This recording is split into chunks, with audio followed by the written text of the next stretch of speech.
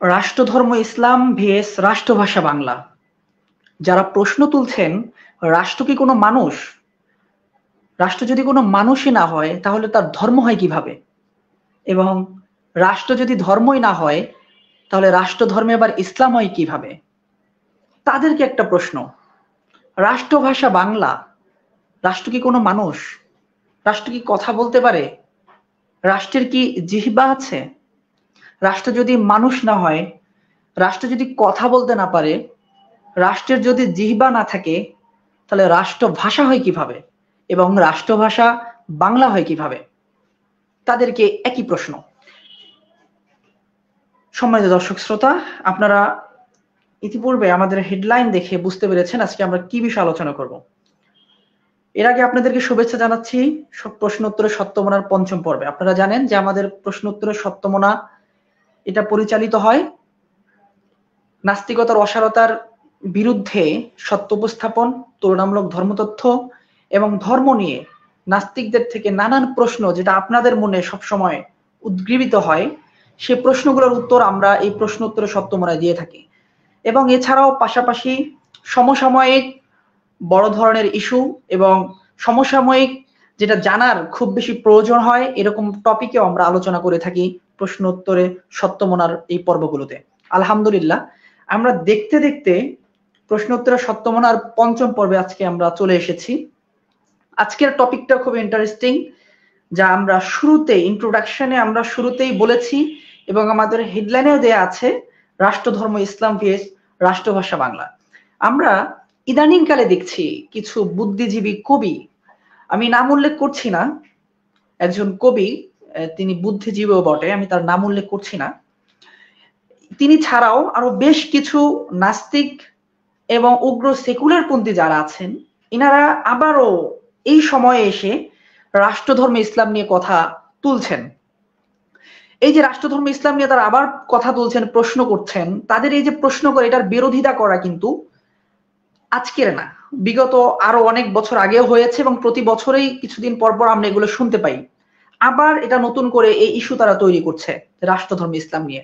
কিন্তু মজার বিষয় হচ্ছে, রাষ্ট্রধর্ম ইসলাম নিয়ে তারা যে যুক্তিটা দেন, যে যুক্তিটা তারা দাঁড় করান, সেটা যে নিতান্তই একটা বাচ্চা সুলভ যুক্তি, যেটা আজকে আলোচনার ভিতরে আমরা ইনশাল্লাহ বুঝতে পারবো।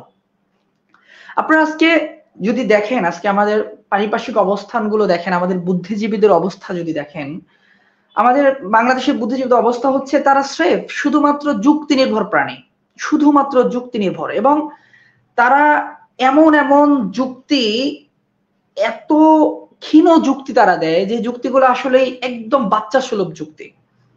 যেমন এই রাষ্ট্রধর্ম ইসলাম নিয়ে আবার যারা এটার বিরোধিতা করছেন, এদের অন্যতম একজন কবি, দার্শনিক, এবং তিনি দার্শনিক কিনা জানি না, কিন্তু তিনি একজন বুদ্ধিজীবী। তিনি ইদানিংকালে বলছেন যে রাষ্ট্র কি কোনো মানুষ? রাষ্ট্রের কি প্রাণ আছে? রাষ্ট্র যদি কোনো মানুষ হয়, রাষ্ট্রের যদি প্রাণ না থাকে, তাহলে রাষ্ট্র ধর্ম হয় কিভাবে? রাষ্ট্রের ধর্মটা হয় কিভাবে? এবং সেই রাষ্ট্রের ধর্মে আবার ইসলাম হয় কিভাবে? এটা হচ্ছে তার প্রশ্ন। আমি যদি এই প্রশ্নের কাউন্টারে আমি তাকে প্রশ্ন করি যে রাষ্ট্রভাষা বাংলা হয় কিভাবে? রাষ্ট্রের কি কোনো প্রাণ আছে? রাষ্ট্রের কি কোনো জিহ্বা আছে, মুখ আছে? রাষ্ট্র কি কথা বলতে পারে? তাহলে এই রাষ্ট্রের আবার ভাষা হয় কিভাবে এবং সেই রাষ্ট্রের ভাষা আবার বাংলা হয় কিভাবে? এই প্রশ্নের উত্তর কি আপনি দিতে পারবেন? আপনি কখনোই কিন্তু এই প্রশ্নের উত্তর দিতে পারবেন না। আপনি এই প্রশ্নের উত্তর কেন দিতে পারবেন না? কারণ রাষ্ট্রের কোনো প্রাণ নেই, তার মুখ নেই। তাহলে আপনি বলবেন যে রাষ্ট্রের মুখ নাই, প্রাণ নেই, জিহ্বা নেই, রাষ্ট্রভাষা বাংলা। আসলে এর দ্বারাই আমরা বোঝাতে চাই এটা রাষ্ট্রের মানুষের ভাষা বোঝানোর উদ্দেশ্য।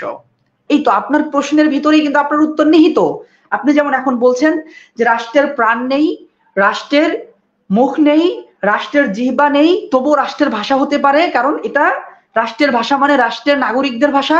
তদ্রুপ ভাবে রাষ্ট্রের ধর্ম কিভাবে হয়? রাষ্ট্রের মুখ নেই, রাষ্ট্রের প্রাণ নেই, রাষ্ট্রের জিহ্বা নেই, কিন্তু রাষ্ট্রের মানুষের প্রাণ আছে, রাষ্ট্রের মানুষ আছে। এটা রাষ্ট্রের মানুষের ভাষা এবং রাষ্ট্রের মানুষের ধর্ম।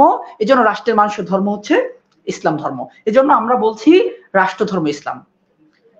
এখানে বুদ্ধিজীবীরা খুব, যেহেতু তারা পরাজিত, এই প্রশ্নের কাউন্টারে যখন আমরা আরেকটা প্রশ্ন তুলি তখন তারা কিন্তু পরাজিত হয়। তখন পরাজিত হয়ে তারা দ্বিতীয় যে প্রশ্নটি তোলে সেটা হচ্ছে যে এই দেশে তো অনেক মানুষ বসবাস করে, এই দেশে অনেক ধর্মের মানুষ বসবাস করে, তো স্পেসিফিক এক ধর্মের মানুষের অর্থাৎ মুসলিম জাতির কেন তাদের তাদের ধর্মকে রাষ্ট্রভাষা হিসাবে, রাষ্ট্র ধর্ম হিসাবে স্বীকৃতি দেওয়া হবে? এটা হচ্ছে তাদের দ্বিতীয়, তারা পরাজিত হওয়ার পরে তারা যে দ্বিতীয় প্রশ্ন তুলে সেটা। আমরা এখন তাদের দ্বিতীয় প্রশ্নের কাউন্টার আরেকটা প্রশ্ন করতে চাই।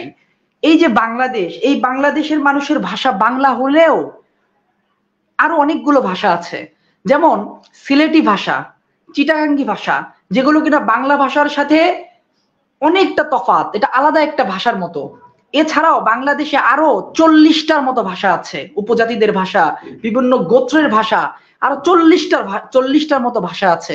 এখন তাদেরকে প্রশ্ন, আপনাদেরকে এই প্রশ্ন আমরা করি যে বাংলাদেশে আরো 40টার মতো জীবন্ত ভাষা আছে এবং আরো বড় বড় দুইটা ভাষা, সিলেটি ভাষা, চিটাগাঙ্গের ভাষা, সিলেটি ভাষা এবং চিটাগাঙ্গা ভাষা, এই ভাষাগুলোকে না দিয়ে শুধুমাত্র বাংলা ভাষা কেন দেওয়া হলো? তখন তখন এই কথা আপনারা বলতে চাবেন যে আসলে এটা তো মেজরিটি, কারণ বাংলাদেশের মেজরিটি অর্থাৎ অধিকাংশ মানুষ হচ্ছে, তাদের মুখের ভাষা হচ্ছে বাংলা, এই জন্য আমরা বাংলা দিয়েছি।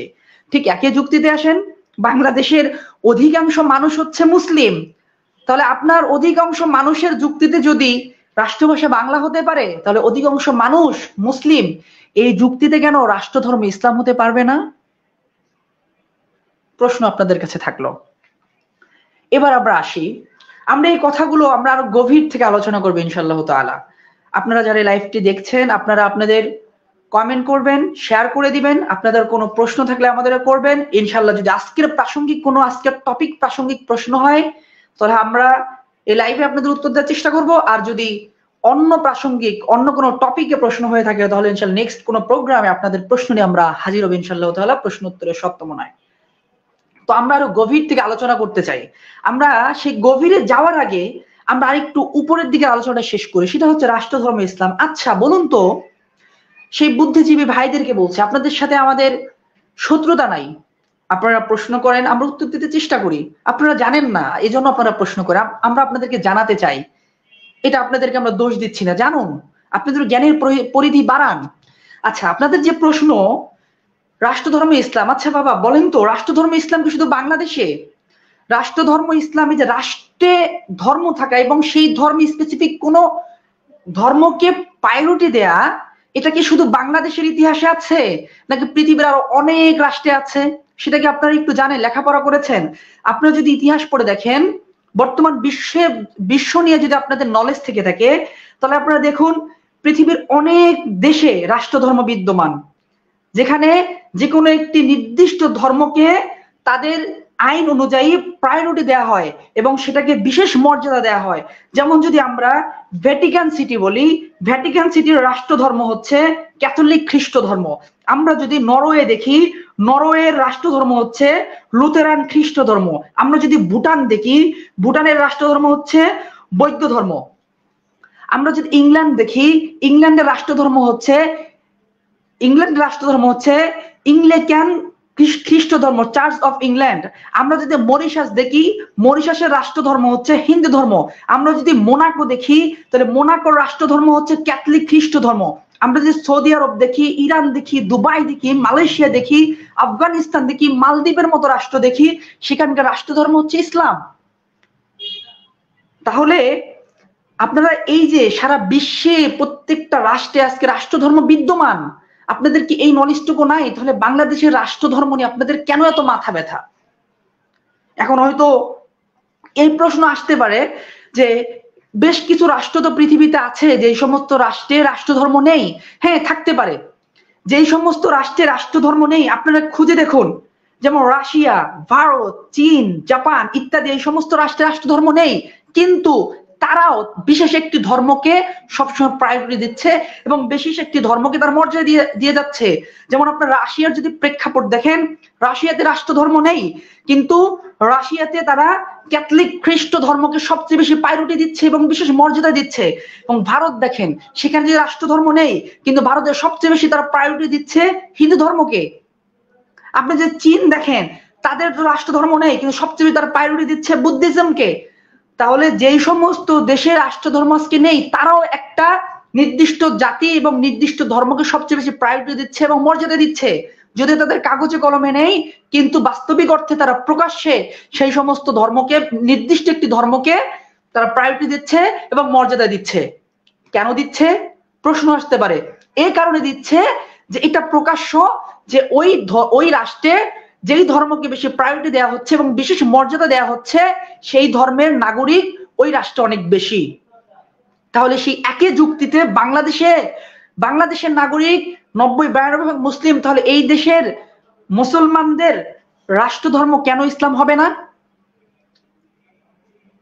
এবার আসি আমরা যে একটা দেশের রাষ্ট্র ধর্ম ইসলাম হলেই কি, বা একটা ধর্মের রাষ্ট্র ধর্ম থাকা মানেই কি অন্য ধর্মকে কোণঠাসা করা? বিষয়টা কিন্তু এরকম না। আজকে আমাদের বাংলাদেশের রাষ্ট্র ধর্ম ইসলাম, কিন্তু কোনোভাবে কি আমরা অন্য ধর্মের প্রতি, রাষ্ট্র ধর্ম ইসলাম যারা এই রাষ্ট্র মুসলিমরা অন্য ধর্মের প্রতি বলছে যে তাদের অধিকার আমরা নিশ্চিত করব না, তাদের অধিকার আমরা দিব না? কখনোই কিন্তু বলেনি। অর্থাৎ আমরা সামঞ্জস্যতা রেখে আমাদের দেশ আসলে মুসলিম কান্ট্রি গুলো পরিচালিত হচ্ছে। অন্য ধর্ম যেমন মুসলিম দেশ হিসাবে মুসলমানরা যেমন তাদের ধর্মকর্ম মানছে এবং তাদের ধর্মকর্ম পালন করছে, তদ্রূপভাবে একজন খ্রিস্টানকেও, একজন হিন্দুকে, একজন বৌদ্ধকে এবং একজন অন্য জাতিসত্তার মানুষকেও কিন্তু আমরা সমানভাবে বলছি যে তারাও তাদের ধর্ম পালন স্বাধীনতা পাবে শতভাগ, এবং আমাদের রাষ্ট্র সেটা দিচ্ছে আলহামদুলিল্লাহ। তাহলে কেন সেটা নিয়ে কথা হবে? কিন্তু আমরা আরো গভীর থেকে আলোচনা করব। আমরা গভীরে ঢুকবো পবিত্র কোরআন থেকে। আমরা পবিত্র কোরআন থেকে যখন গভীরে ঢুকবো, তখন আমরা এই প্রশ্নের উত্তরগুলো পেয়ে যাব। পবিত্র কোরআনের সূরাতুল মাইদার 44 নম্বর আয়াতে আল্লাহ রাব্বুল আলামিন আয়াতের শেষের দিকে বলেন, ওয়ামান লাম ইয়াহকুম বিমা আনজালাল্লাহু ফাউলাইকা হুমুল কাফিরুন। যে ওয়ামান লাম ইয়াহকুম, আর মান যেই ব্যক্তিরা, লাম ইয়াহকুম যেই ব্যক্তিরা বিচার কার্য পরিচালনা করে না, বিমা ওই জিনিস দ্বারা, মা আনজালাল্লাহু যা নাজিল করেছেন আল্লাহ, ফাউলাইকা হুমুল কাফিরুন তারা কাফের। এই যে পবিত্র কোরআনে আয়াত স্পষ্ট, যেই ব্যক্তিরা, যেই শাসক গোষ্ঠী, যেই জাতিসত্তার মানুষ আল্লাহর বিধান দিয়ে তাদের বিচার কার্য পরিচালনা না করবে, ফাউলাইকা হুমুল কাফিরুন তারা কাফেরদের অন্তর্ভুক্ত, তারা কাফের।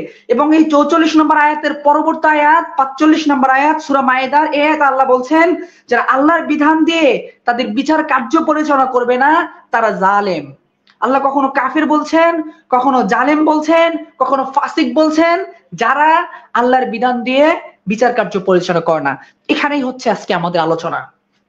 আমরা যদি আজকে একটু গভীরে যাই, যে আজকে পৃথিবীতে মুসলিমরা সবসময় চায় যে মুসলমানদের রাষ্ট্রগুলো বা পৃথিবী পরিচালিত হবে শরিয়া আইনে। তদ্রূপভাবে আজকে বাংলাদেশের মুসলিমরা চাচ্ছে দ্য ল অফ শরিয়া, অর্থাৎ শরিয়া ল, ইসলামিক লয়ে আজকে আমাদের বাংলাদেশ পরিচালিত হবে। এটা আজকে আমরা চাচ্ছি। কিন্তু বিষয় হচ্ছে, যখন আমরা এই জিনিসটা চাচ্ছি, তখনই মোটা দাগে তারা যে প্রশ্নটা ছুড়ে দিচ্ছে যে এই দেশের মানুষ কি সবাই মুসলিম? এই দেশের মানুষ যদি সবাই মুসলিম না হয়, তাহলে কেন শরিয়া আইন চাপিয়ে দেওয়া হবে? অনেকে তো শরিয়া বিশ্বাস করে না, তাহলে শরিয়া আইন কেন চাপিয়ে দেওয়া হবে? আমি তাদেরকে প্রশ্ন করতে চাই, আজকে বাংলাদেশ যেই আইনে চলতেছে সেইটা কোন আইন? সেইটা হচ্ছে ব্রিটিশ ল বা কমন ল, ব্রিটিশ সাধারণ আইন। আমার প্রশ্ন, বাংলাদেশে যদি শরিয়া আইন চলাটা অযৌক্তিক হয়, তাহলে ব্রিটিশ আইনে বাংলাদেশ চলাটা কেন যৌক্তিক হবে? আপনি কি নিশ্চিত এই ব্রিটিশ ল, কমন ল, এইটা নির্দিষ্ট কোনো ধর্মের ল নয়? এই ল কোনো ধর্ম সমর্থিত নয়? এটা কি আপনি ডিক্লেয়ার দিতে পারবেন? অবশ্যই পারবেন না। কারণ এই ল, কমন ল অর্থাৎ ব্রিটিশ ল, এটাও কিনা কোনো না কোনো ধর্ম সমর্থিত ল।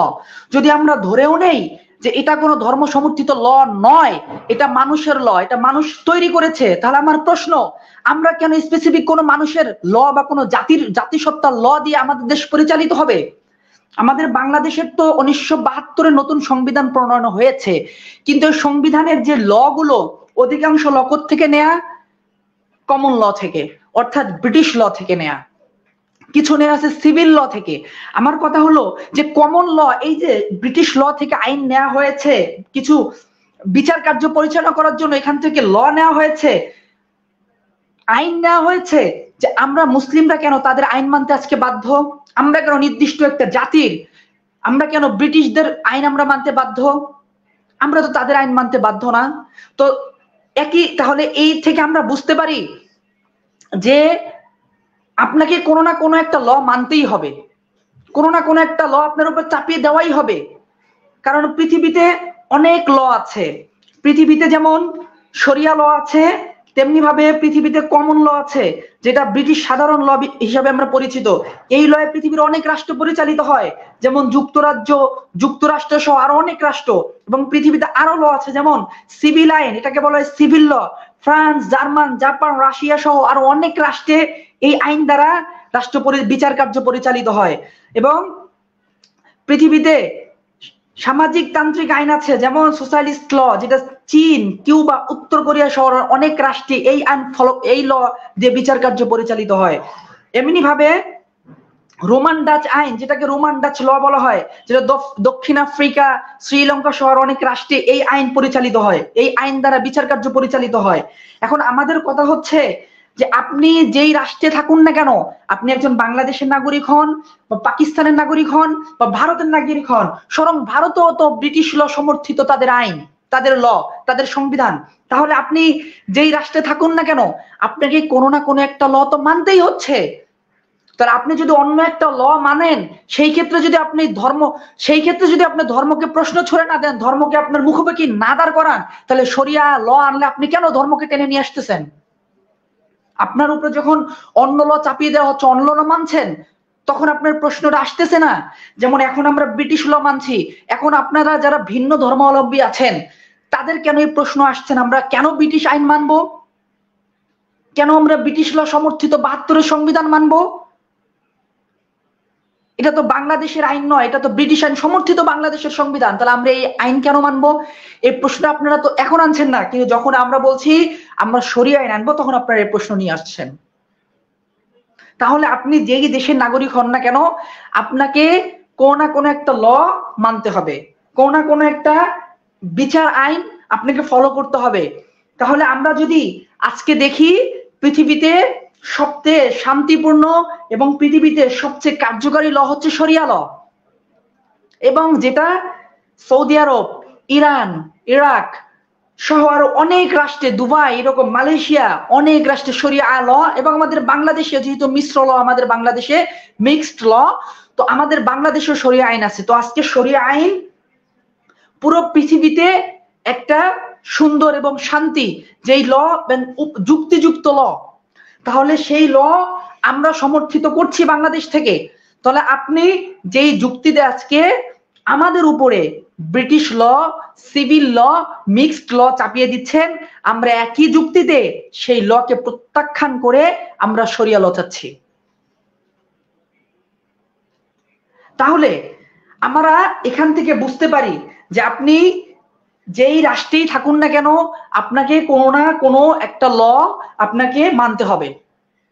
এবং আজকে যদি আমরা দেখি, যেই সমস্ত ধর্মে রাষ্ট্র ধর্ম নেই, যেমন আমি ইতিপূর্বে বলেছি ভারত, রাশিয়া, এরকম যে রাষ্ট্রসমূহের ভিতরে রাষ্ট্র ধর্ম নেই, তারাও কিন্তু কোনো না কোনো ধর্মকে প্রায়োরিটি দিচ্ছে, একটি নির্দিষ্ট ধর্মকে।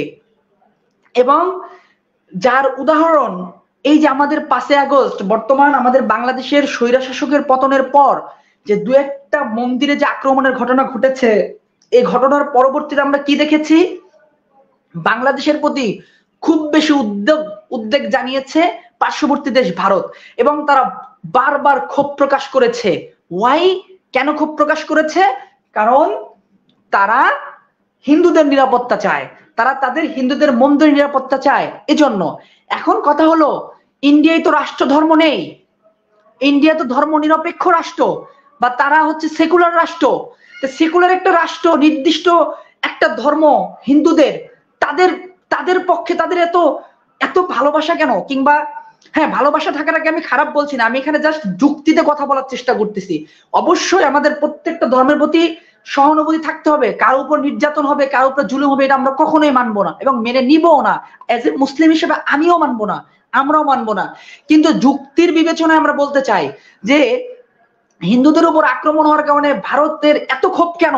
তাহলে কি বোঝা গেল? যে ভারত মূলত হিন্দু ধর্ম, এই ধর্মটাকে তারা প্রায়োরিটি দেয়। আজকে তো বাংলাদেশে অনেক মাজারের উপর আক্রমণ হচ্ছে, অনেক মাজারও ভেঙে দেওয়া হচ্ছে মুসলমানদের। তাহলে মন্দিরের তুলনায় অনেক বেশি মাজার আক্রান্ত হয়েছে, মাজার ভাঙা হয়েছে। তাহলে ভারত মাজার নিয়ে কেন উদ্বেগ জানাচ্ছে না? মাজার নিয়ে তারা কেন ক্ষোভ প্রকাশ করছে না? যে বাংলাদেশের মাজার কেন ভাঙা হচ্ছে সেটা নিয়ে কেন তারা কথা বলছে না? কিন্তু মন্দির নিয়ে কেন কথা বলছে? এর মানে তারা নির্দিষ্ট একটি ধর্মের প্রতি, ওই রাষ্ট্র নির্দিষ্ট একটি ধর্মের আনুগত্য করে, সেটা হচ্ছে হিন্দু ধর্ম।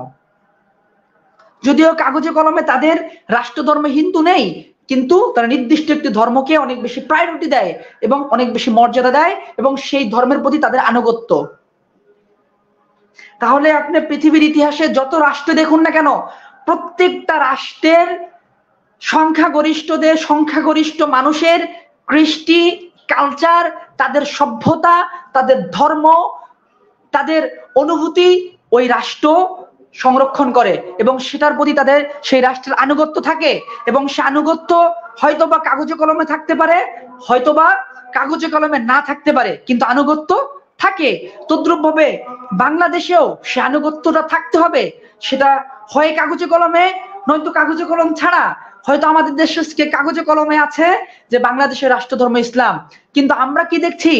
বাংলাদেশের রাষ্ট্রধর্ম যে ইসলাম, কাগজে কলমে যতটুকু না, বাংলাদেশের রাষ্ট্রধর্ম ইসলামকে রাখার পরে, কাগজে কলমে দেওয়ার পরে এই দেশের মানুষের ধর্মীয় স্বাধীনতা না তারা যতটুকু পাচ্ছে, তার চেয়ে বেশি যেই রাষ্ট্রের রাষ্ট্রধর্ম নেই তারা পাচ্ছে।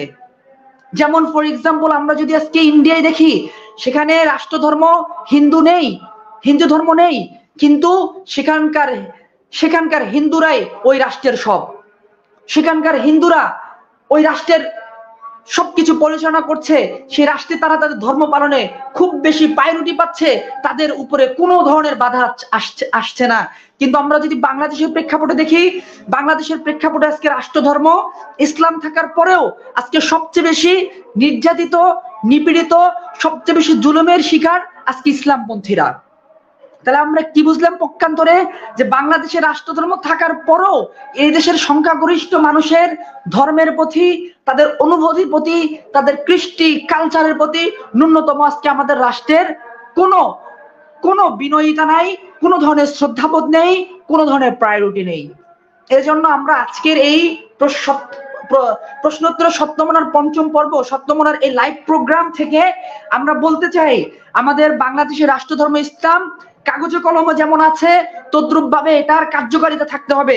এই দেশের সকল ধর্মের মানুষকে তার ধর্ম পালনের স্বাধীনতা দিতে হবে এবং সকল ধর্মের মানুষকে বাঁকা চোখে দেখা যাবে না, তার ধর্মীয় স্বাধীনতা তাকে দিতে হবে। তদ্রুপ ভাবে এই দেশের ইসলামপন্থীদেরকে বাঁকা চোখে দেখা যাবে না। আজকে যদি আমরা দেখি, বাংলাদেশের প্রেক্ষাপটে সবচেয়ে বেশি বাঁকা চোখে দেখা হয়েছে মুসলিমপন্থীদেরকে, ইসলামপন্থীদেরকে। আজকে যে বাংলাদেশে এই যে জঙ্গি যে নাটক, এই জঙ্গি নাটক সাজিয়ে যত ইসলামপন্থীদেরকে আজকে গুম করা হয়েছে, যত ইসলামপন্থীদেরকে জঙ্গি ট্যাগ লাগানো হয়েছে, যত মুসলিম ধর্ম প্রচারকদেরকে জঙ্গি ট্যাগ লাগানো হয়েছে, সবাই কিন্তু আজকে আমরা ইসলামপন্থী মুসলমান, এই রাষ্ট্রধর্ম ইসলামের অনুসারী। তারা কোন হিন্দুকে কিন্তু জঙ্গি বলা হয়নি বাংলাদেশের প্রেক্ষাপটে, কোন হিন্দু ধর্মগুরুকে কিন্তু জঙ্গি বলে আটক করা হয়নি, কোন খ্রিস্ট ধর্মগুরুকে কিন্তু জঙ্গি বলে আটক করা হয়নি, কিন্তু নিরপরাধ মুসলিমপন্থী স্কলারদেরকে জঙ্গি বলে আটক করা হয়েছে। এর নজির অনেক আজকে আমাদের চোখের সামনে আছে। তাহলে আমরা কি বুঝলাম? যে এই দেশের রাষ্ট্রধর্ম ইসলাম থাকার পরেও আসলে বাস্তবিক অর্থে এই দেশের অন্যান্য ধর্ম তাদের ধর্মীয় অধিকার, সুযোগ সুবিধা পরিপূর্ণভাবে পেলেও ইসলামপন্থীরা তাদের ইসলাম পালনের পরিপূর্ণ সুযোগ সুবিধা পাচ্ছে না। এজন্য অনতি বিলম্বে আমরা বলবো যে রাষ্ট্রধর্ম ইসলাম যেমন আছে এবং এটার কার্যকারিতা থাকতে হবে, প্রত্যেকটা মুসলিমের তার ধর্ম পালনের স্বাধীনতা থাকতে হবে। আজকে শুধুমাত্র সে মসজিদে গিয়ে ধর্ম পালন করবে, আমরা সেই স্বাধীনতা চাই না। আমার ধর্ম আমি মসজিদে পালন করব, আমার ধর্ম আমি আমার বাসায় পালন করব, আমার ধর্ম আমি রাষ্ট্রে পালন করতে চাই, আমার ধর্ম আমি পার্লামেন্টে পালন করতে চাই, আমার ধর্ম আমি রাষ্ট্রের সর্বোচ্চ শিখরে পালন করতে চাই। আজকে যদি শুধুমাত্র আমাকে মসজিদে চাপিয়ে দেওয়া হয় আমার ধর্ম নিয়ে, তাহলে বোঝা গেল আমি আমার ধর্মীয় স্বাধীনতা পাইনি পরিপূর্ণ। আমার ধর্মীয় স্বাধীনতা আমাকে ফিরিয়ে দিতে হবে। আমাদের রাষ্ট্র ধর্ম ইসলাম, এই রাষ্ট্র ধর্ম ইসলামের কার্যকারিতা থাকতে হবে। এ বলে আজকে আমরা প্রশ্ন উত্তরের সত্যমনার পঞ্চম পর্ব শেষ করতে যাচ্ছি। ইনশাআল্লাহ আমরা প্রশ্ন উত্তরের সত্যমনার ষষ্ঠ পর্ব নিয়ে খুব দ্রুত আপনাদের সামনে হাজির হব। আপনাদের যদি কোনো প্রশ্ন থেকে থাকে, সেই প্রশ্নগুলো তুলনামূলক ধর্মতথ্য নিয়ে, কিংবা নাস্তিকতার অসারতা নিয়ে, কিংবা ইসলাম নিয়ে যদি কোনো কিছু জানার আপনাদের থাকে, অবশ্যই আমাদের কমেন্ট করবেন, নয়তো ইনবক্স করবেন। ইনশাআল্লাহ তাআলা আমরা নেক্সট সত্যমনা প্রশ্নোত্তরের সত্যমনা পর্বের আপনাদের প্রশ্ন নিয়ে আলোচনা করব। সেই পর্যন্ত আপনারা সবাই ভালো থাকবেন, সুস্থ থাকবেন। আমরা ধর্মীয় সম্প্রীতি চাই, আমরা মানুষ হিসেবে মানুষকে ভালোবাসতে চাই। আমরা চাই আমরা যেমন আমাদের ধর্মীয় স্বাধীনতা চাই, অন্য ধর্মের মানুষ তাদের ধর্মীয় স্বাধীনতা নিয়ে বেঁচে থাকুক, এই আশা ব্যক্ত করে আজকের প্রোগ্রামটি এখানেই শেষ করছি। সবাই ভালো থাকবেন। আল্লাহ হাফেজ। আসসালামু আলাইকুম ওয়া রাহমাতুল্লাহি ওয়া বারাকাতুহু।